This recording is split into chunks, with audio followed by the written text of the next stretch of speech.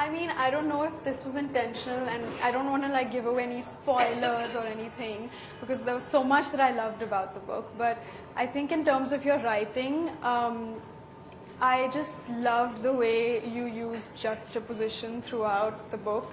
And like right from the get-go, the title of the book is clearly invisible in Paris, and the clear and invisible, those antithetical terms, you know, they just kind of lay the, you know, they kind of just lay the narrative out there for the reader already from the beginning, because you know that this book, it kind of highlights the contradictory nature of the book. And I think that was my favorite part of the book, was this paragraph that you wrote about duality, the inseparability of contradiction, and how basically light doesn't exist without darkness, or there is no winter without summer. You can't feel happiness without having felt sadness, and essentially just stating that there is no good without the bad.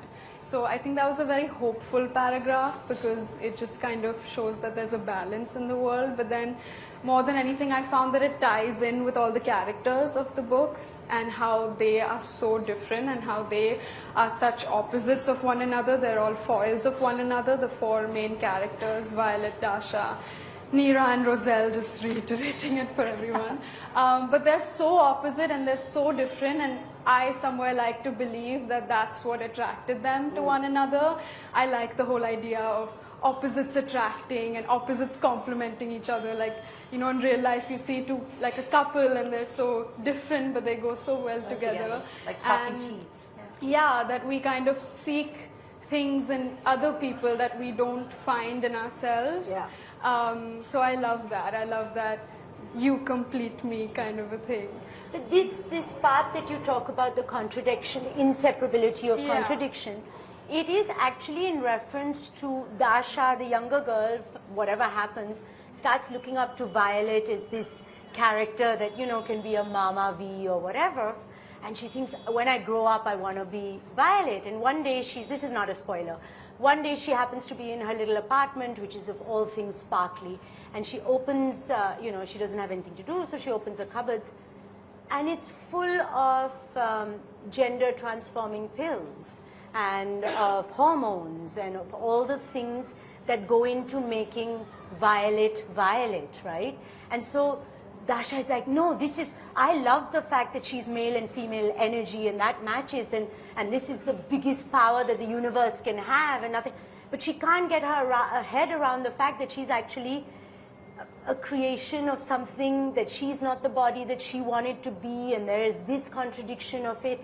And it's a really dark point, but I'm glad you got hope out of it. Yeah, you know?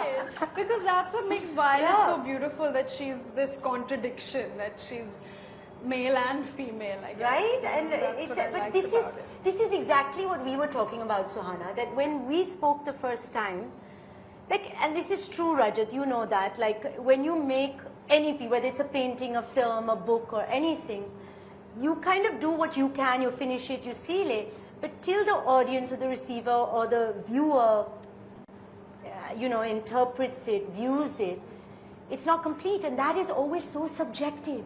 There are things they see in it that you didn't even intend. And for me, that has been, I can't tell you the early readers who have read the book and the things they've come up with, and they were like this, and I was like, I wrote that, like I didn't mean it like that, but yeah, okay, that's fabulous.